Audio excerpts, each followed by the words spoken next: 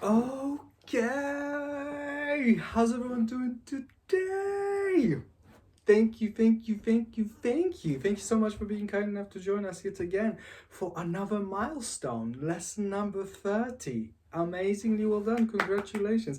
Drum rolls and the CGI of explosions and the fireworks going off into the skies. Please, please, please, apologies to all our co-creators. The CGI guy is off today. I know.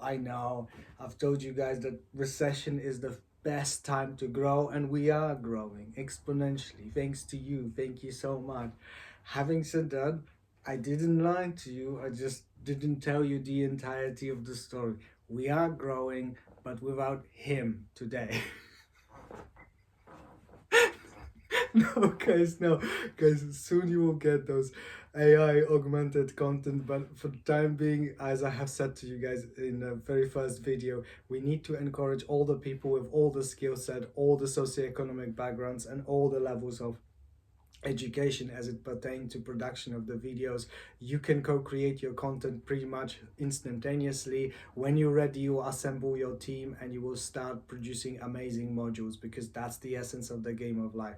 But you can start, as long as you have a phone, as long as you have the access to the internet, you can start producing your videos straight away. Please, the only person stopping you is, no, we're not gonna say that. Come on, we are all inclusive. Nothing is stopping you, and you are the last person stopping yourself now. So thank you so much. Very quick recap of the lesson number 29. It was the genome of life. We were talking about that, not just the modules or character arcs, but also the super modules. When you have the co-creation slash collaboration between multiple modules, when you have the super modules like global economy or geopolitics, all of it, the genome of life is a representative of the double helix, the two waves that are producing your genetic code, the essence of whom you are. And those essences have been the business transfer of information slash communication. That's what business is. Business is always about education. And on the other side, the show business slash art slash co-creation, this is the transfer of energy. And the most important energy for humans is, of course, emotional energy. Emotion equals energy in motion. Emotionality is the mental reading of the vibrational frequency. If you're a metaphysicist, brother or sister, then you will know that everything in the multiverse is energy, and that energy is conscious. You are conscious energy, and your vibrational frequency, aka the specific signature of your wavelength at that particular moment, the reading of it, that's your emotional reading. Emotion is just an indication whereabouts you are on a happiness spectrum. How do you vibrate? Are you low vibrational frequency or the highest vibrational frequency? Low vibrational frequency, of course, being fear. High vibrational frequency, the highest expression, unconditional slash infinite slash universal love. But hey, all of it, just lesson number 5, it's all BS. It's just a belief system. We don't ascribe logical value here. We don't care whether it's true or not. We don't ascribe the ethical value. We don't care who chooses to believe, whether it's positive or negative. We want to co-create with everyone, regardless of which base operating system script they operate in, whether they are humanists, religionists, or metaphysicists. Everyone is welcome, and we want to co-create modules which are all inclusive. If you want to scale your modules to millions or billions of players, you will not pay attention to the belief systems, and most of the values will not be aligning with your values neither. That's not what we're doing here. The idea is to max out your happiness, max out your freedom index, max out your trust, and create the module which is as open source as Sandbox experience for everyone co-creating together. That's what it's all about. That's why it's always business. That's why it's always show business at the same time. That division is illusionary. Just like you have the double helix seem to be like two in one, just like you have the duality of night and day or male or female, they seem to be opposite because they are all opposing sides of the helix, but in reality they are one. They co-create life. So whether it's your character arc, or whether it's a composite of the character arcs of your team and your affiliates, aka your module, which really is your community, This is your mathematical system, this is your company, your charity, whatever you wish to call it. But in reality, we are co-creating communities, and the best communities are the ones which are the most collaborative. Those communities that give you the greatest chance for you maxing out your happiness index, your trust index, which is representative of the cohesion, how aligned you are with the rest of the co-creators within that community, and your freedom. Are you allowed to follow your highest excitement, your bliss, your joy on a nanosecond, not daily, on a nanosecond basis? So that's essentially it. So it's a duality which is not really true. We're collapsing that duality into one. Whatever you do in life within the model of planet Earth, it always has to be educational, and it always has to be entertaining at the same time. That's what makes it televisable. That's that famous X factor. Especially if you're going into content co-creation or influencing or life flowing, imagine that you always have the camera crew, and every now and then go into presence, go into self-awareness, and ask yourself, what is the educational and entertaining value? What is my televisability? Am I giving the greatest value in terms of education and emotional content? And emotional content is not just the 8, 9, 10 out of 10 on your happiness index. It's not just joy and exhilaration. It's greater than that. You give the full palette. You give curiosity. You give awe. You give bemusement. You give insight. You give different ways. You greater emotional palette, as long as it's within the positive spectrum, greater emotional palette, better for you. And that's why we were encouraging you to look at the icons that can, who are great teachers, great educators. Tony Buzan was our great suggestion, but it's just a suggestion. It's your game of life. It's the master of learning to learn. Learning to learn is a skill set like speed reading or mind map development. If you're learning faster, you are expediting the curvature of your character arc / your learning curve. You learn faster, it's going to be paying dividends throughout the vastness of your life. On the other hand, the great icons of entertainment and acting, there are so numerous that I would do you disservice by pinpointing any single one of them. Follow your heart, follow your highest excitement, choose your module, see which modules they have co-created, check their knowledge, check their values, check their belief systems, check their behavioral patterns. These are your teachers, your icons. These are your behavioral patterns that you just copy and paste, and you will apply it within your character arc / learning curve. So that was essentially it. It's a duality, which is not really duality because we've collapsed it into singularity. Now we're going to introduce another duality with the preferences of the people, and that is the lesson number 13. That lesson is, of course, gamers versus players. We're going to give a very quick definitions to differentiate those two. Gamers have a tendency for business, players have a tendency for show business / art. So to cut the long story short, gamers love to win, players love to create. That's it. I'll give you a very specific example. Now, let's imagine that you are in that you have a time machine and you go back in time, and you are in 1992, you are in the setting of the module, the super module called global economy, and you are an investor, and you are a short seller. And the short seller is essentially, short sellers have a bit of a bad reputation. There's a bit of a negative framing going on. Short seller, when it's done correctly, he's essentially an investigator. An investigator, he looks at the spreadsheets, he looks at the facts and figures, he looks at the hype within the media, and then he goes deeper. He goes into the nitty-gritty, just like when you have a checkup with your GP, with your general practice, with the person who will essentially do an overview of your health. This is what essentially short sellers do. They are going into the nitty-gritty, as is the British expression, and they are looking at the fundamentals of the business. They are looking like what is going on inside the bowels of inside the corridors. So imagine that you have two modules. you have one module called the British economy, and you have the second module called the German economy. And what was happening in 1992, you have had the European exchange rate. So essentially, the Europeans and the conservative government at that time, they have linked the value of the Deutsche Mark, which was representative of German economy, which was that engine driving, and to a large extent it still is, even though they're not doing that well. It was that engine driving the European economy, and then you had the British pound representative of the British economy, and they linked them together. And that was the European exchange rate, that was the precursor to euro. So you are essentially trying to create one super currency. So first step is you linking the existing currencies, and that's essentially what they did. But as you know, because you are such an astute student of the game of life, we were discussing in the previous lessons that the money itself is a symbol value. It doesn't have intricate value itself. What does it symbolize? Well, the investor that we were talking about, that guy was called George Soros. Some of you might know him for various reasons, but in 1992 he has done one of his most significant parts of his character arc. Namely, what he did, he was short selling British pound. So British pound, just like Deutsche Mark, they are fiat currency. And what do they symbolize? They symbolize few things.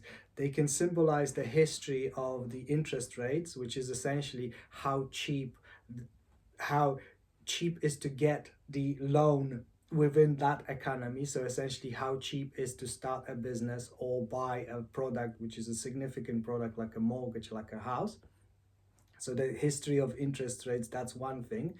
Second thing is the quality of the government, whether your politicians tend to be, whether you have the rule of law, the structure, which actually is predictable, because that's what multinational investors are looking for. Volatility, aka unpredictability, is an enemy of investors because it's harder for them to predict what's going to happen. So the investors, especially multinational investors, the retail investors and the large hedge funds alike, they like stability, and that's why the rule of law comes in. So it's the quality of your government and the rule of law. Ideally, I know it will come as a massive shock to our brothers and sisters within Britain and America. It helps when you have low levels of corruption. It helps when when you know the trust index is the truth index in reality. The trust and truth are starting from T because they are synonymous. If your politicians are not trustworthy, you will not trust them, and the multinational investors will not trust them, because if their own citizens don't trust their government, why should they? It's a little bit hypocritical now, isn't it? So the corruption is a factor. So you have the central bank, you have the government, but you also, the most important players in the modules called the British economy and the German economy are the people, of course, are the citizens, are people, the wonderful people like you and me, if you happen to live in Britain, or like those beautiful human beings that live in German module, men and women like you and us, that are co-creating their lives on a daily basis. They're just fighting for their daily bread, because there's so many of our brothers and sisters who haven't subscribed yet, and they are not playing their game of life to the fullest. So they are still in that paradigm of modern day slavery called 9 to 5. They are those socioeconomic sadomasochists that are doing the great disservice to themselves, their future audiences, and billions of people at large by not playing their life to the fullest and not taking it to the next level just yet. But essentially, those people are the most important. We'll be talking about it when we'll talk about the investment in forex, but when you invest in someone's currency, it's essentially like crediting the trust towards the central bank, government, but most importantly the people, because central banks and governments love to forget that, but they should be representatives, not the masters. So this is but we don't want to get too political, because there's a lot of negative framing, and we do not want to negative framing in this channel. So essentially what happens is that what George Soros did, he looked at the fundamentals. That's what all investors do. When you invest in a currency, or when you short the currency, you bet against the value of the currency. You are hoping that the value of the currency will go down, and then the value of your bet, of your short selling position, will go up. So essentially, if the value of the currency goes down, you get paid. That's what the short sellers do. They are investigators. They look at the fundamentals of the large modules like nation states or smaller modules like companies which are floated on the market, which are the shareholders can be co-creators, co-owners of that module. So that's what he did. He looked at the fundamentals. He looked at the fundamentals of the German economy, and he looked at the fundamentals of the British economy, and he looked at the German side of the equation, and he saw that it's the agriculture, it's technology sector, which is R&D, research and development. Guys, it's just, there will be those people on the equation within the business community that will tell you that sales is the most important aspect of every business, and I'm not arguing with them. It's just, we don't argue. It's all BS. We don't apply true, false, good, bad. No, it is a just belief system. I'm not arguing with that, but I would gently suggest never, whether it's large modules, small modules, super large modules, R&D, research and development. Have you got something that no one else has? So that's research and development. That's technology sector. So agriculture, technology sector, service sector, plus finance sector, they have had on their own, but most importantly, they have had manufacturing, something that we in Britain haven't had for a very long time. We're not going to talk about the details because that's another subject in and of itself. Essentially, the manufacturing, the Germany was doing exactly the same as one of the most viable economies on the planet Earth, the Chinese were doing. Produce, export, save, invest. Produce, export, save, invest. Repeat the cycle. Repeat, repeat, repeat. Guys, honestly, the game of life is game of mathematics. It's not hard. You produce, you export, you save, you invest, and then you repeat the process. It's a game of pattern recognition. You find a good algorithm and you copy and paste. You find a bad algorithm and you reject them. And money, however you still feel about money, if you spend enough time in our community, it's just a tool. It's not good or bad. It's not positive or negative. It's not true or false. It's just a tool. It's just a stepping stone in your character development now as you're reaching higher and higher to your on the super consciousness ladder. It can have beautiful application and bad application, but the gamers like George Soros use it oftentimes because it's a score point. Gamers love to win, and the how much did you win? It's not like the game of life. It's not like in the sports games that, oh, our team has won and we no. It's how much did you win? So what is the score point? The score point is money, of course. So he looked at the fundamentals. The Germans were doing it exactly like the Chinese were doing it up until the very recent history. So they were having very strong manufacturing base, which Britain didn't have, and that was the key clincher. So then he looked at the financial sector in Britain. Steve Bannon famously said that the so-called Britain is London plus. No, we're not going to comment on that, guys. I happen to be British myself. I'm Londoner. I love British. I love London. I love the whole planet. But I love Steve Bannon too. And above all, well, maybe not above all, that's the wrong framing, but I also love the truth. And there's nothing I can say to Steve. Steve is 100% absolutely correct. 80% of the British economy back then and today, it's a service sector. Mainly it's around finance, because even when you have finance might be a small segment of the British economy, but then it proliferates. Then you have those super rich guys going to places like Harrods or Selfridges. That's the retail sector. And then they spend money that they've gained. Why? Because there were many interest groups like Chinese, like Russians, like many Saudi states, like Saudi Arabia, the Gulf states, who for one reason or another didn't want to affiliate with the New York Stock Exchange, with the New York finance, for geopolitical reasons mainly. But that's where London was coming in. London has had an amazing financial sector, but that's unfortunately the only leg that the British economy is standing on.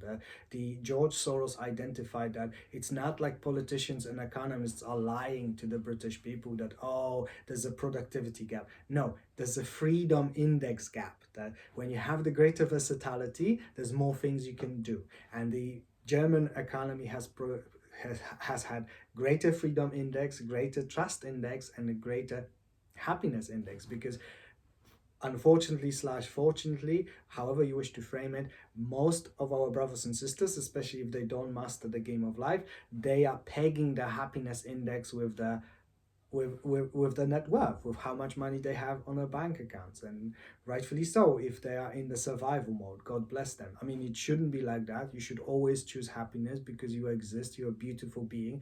You are physically, mentally, spiritually, socially, and financially. You are a multi-dimensional being, and you should never peg your, just like we were talking in the lesson 12, that externalizing validation point. That's exactly it. That you're telling someone who has more money, you're allowing someone who has more money to make you feel as you are less valid or less worthy than someone else only because they have more tokens of social acceptance, more score points. Like, come on, no. There's internalizing validation points. You are perfect and you are infinite, just like every single human being. Do not equivocate your value, physical, mental, and spiritual value, with the amounts of tokens of the score point that you have in your bank account. But many of our brothers and sisters do. Germans have had more tokens, score points. They have had more purchasing power. They could buy more stuff with their tokens. That's why higher happiness, higher freedom, higher trust index, because they have had more versatility. They have had more options with their economy. George Soros saw that.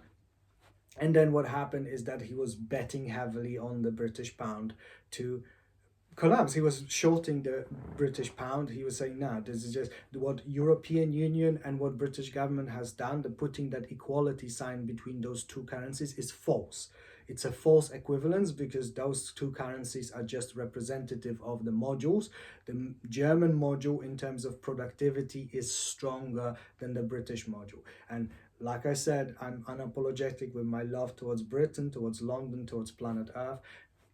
He was right and he showed it, and to this very day he has the moniker of the man who broke the Bank of England, because the central bankers and the government could do nothing once the, you see, the global economy is like filled with those sharks. As soon as they see blood they start sucking on. So as soon as they saw what they're doing, they just joined in. So not even Chinese or American government can stand against the power of unity of the people, you see. And there's more and more people playing the global market, so more and more people who are realizing how powerful the game of life is and how powerful you can play. And if you're doing it like George Soros, maybe that's not great because it has had negative reverberations for our beautiful brothers and sisters on the British side of the equation. God bless them. But hey, this is what happens. The knowledge is power. This is why they have that saying, that essentially what he did, he looked at the fundamentals. But that is a very long-winded way of explanation of the difference between that, the identification, the definition of the gamer. The gamers love to win. They love to win and they need to know what they're winning and they need to measure their winnings. That's what the gamers are. On the other side of the equation, you have players. Players love to build. They love to co-create. So as you have noticed, the gamers will have tendency for the business side of things. And remember, it's always both. But gamers will go with the business side of things. The players will have a tendency for playing within the co-creative slash artistic slash show business model. And once again, the great players are, of course, in Hollywood, or at least they used to. In Hollywood, when you have the television production, it's the maybe not so producers, because producers oftentimes they'll be affiliated with the corporate America, so there'll be more of the gamer side. But the people who love to co-create, the people who want to build something, they are the directors, they are the visual directors, they're usually script writers, because you know many of them are actually writers, many of them love great narratives, great storytelling, and movie is just another medium of transmission of their storyline, the transmission of their energy. They want people to feel something. They want people to have an amazing emotions that no one else gives them. And of course, actors, and this support the main cast, support cast, and of course the ancillary stuff, those beautiful people that cook the food or prepare the clothing or the CGI stuff. So all those people are co-creators. This is why making movies is so exhilarating, because it's like making movies is like a mini module in itself. It's like a miniature edition of the totality of human industries, because you have so many different skill sets and they all have to coalesce and gel into one. But essentially those people are less and less concerned about the corporate guys. Well, yeah, they want the 1 billion mark. They want the 1 billion mark for every movie production. But the The players, they are more about art, they are more about artistic, like what are we creating, what emotional content are we transmitting out there, is this part of our impact, is this part of our legacy, what information, whilst we are sending that energy, what narrative, what is the means, what is the mediums of delivery of our narrative, and how are we delivering it? You see, this is it's like the great communicators will say, it's not what you're saying, it's how you are delivering it. So the great acting skill, all of those things are part of the players. The players love to co-create, the players love to build. Gamers love to win and they need to know what they're winning. Players love to play, they love it. Theatrical play, that's exactly right, just like Shakespeare has said. Now, in reality, as you know now, because this is what community of collaborative co-creators we are not this, we are not that, we are this and that and that and that. We want them all. We want billions of our brothers and sisters to be playing the game of life to the fullest, physically, mentally, spiritually, socially, and financially. We want the best for all humans on this planet, but they need to manifest it themselves. No one can give you your skill set. Don't worry about those people that, oh, I have the solution, I have the utopia. No, you are the solution. You have always been the solution to your life, but there are people who are making money for keeping you where you have been, at the bottom of the equation. So please don't allow them to do that to you, and above all, don't do it to yourself. No one can teach you your skill set. No one can develop your character arc. Many of you beloved ones, is like when you will be asking me those questions, oh, I don't have the content, I don't have the content. The storyline of you documenting your struggles, that's your content, because there will be billions of people who can relate to that, because they will tell themselves, I don't have any acting skills, I cannot edit videos, I cannot prompt AI, I don't know how to play stocks, I don't know what the niche is, I don't know any of it. Great, that's your character arc where you are closest to zero. So you're doing amazingly well, but don't allow anyone to tell you, to guide you. Even my humble self, you are the game master of your life. The game of life is the game of character arc development. Once you will become an amazing magnetic personality, you will start attracting the right people into your reality. They're gonna be your team. You will co-create modules, whether they are side gigs or production teams for the YouTube channels, or the e-commerce side, or you're going to start investment portfolio, or you want to flip properties, whatever. These are modules. Whatever module you do, I highly encourage you to make it open plan / open source, make it sandbox experience, give the maximum amount of freedom, and you can do both. You can do open source and you can charge at the same time.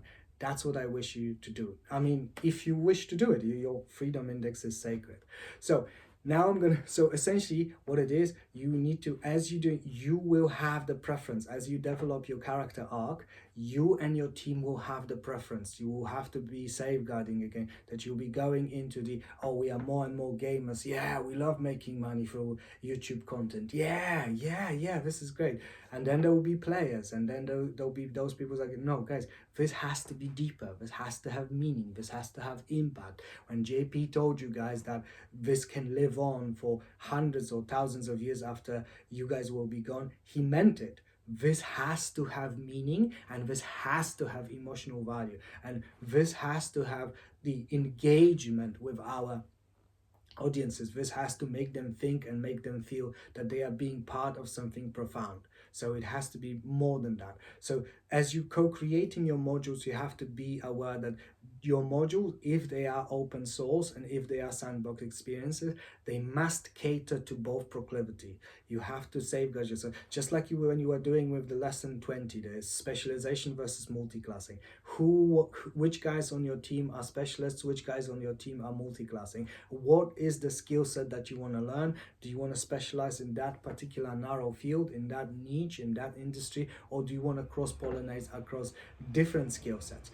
That's the decision that you'll be doing for the rest of your life, and the same thing you'll be doing here. You'll be safeguarding yourself from straying from one side to the other. No, you want both. If you want to create those super modules, if you want to have, if 100,000 subscribers is just not good enough for you, you want to co-create the massive module. And in order to do that, you have to essentially attract the greatest amount of people. So essentially what you can do You know, when you have the advanced Dungeons and Dragons, that was the one of the mathematical module. It was an amazing game, which was the pen and paper, and I believe it was card game as well. But eventually, of course, it spawned myriads of different editions within the framework of the video games. But essentially, they have had the axis, and we're gonna call it the development axis of your module. You have had love versus fear, truth versus falsehood, you had light versus darkness,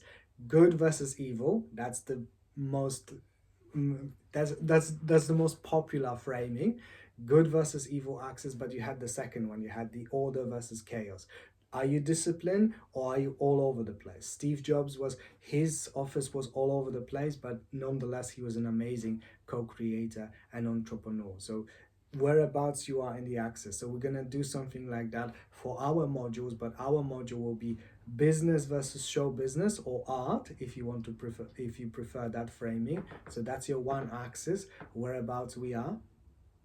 And the second one is the gamers versus players. So is your module offering you an opportunity to win something, or is your module offering the co-creators to build something together? And of course it has to be two, because then you're splitting the screen into 4 quadrants, to 4 screens, to 4 small squares. And you want to do exactly the same. What in quantum physics is called superpositioning.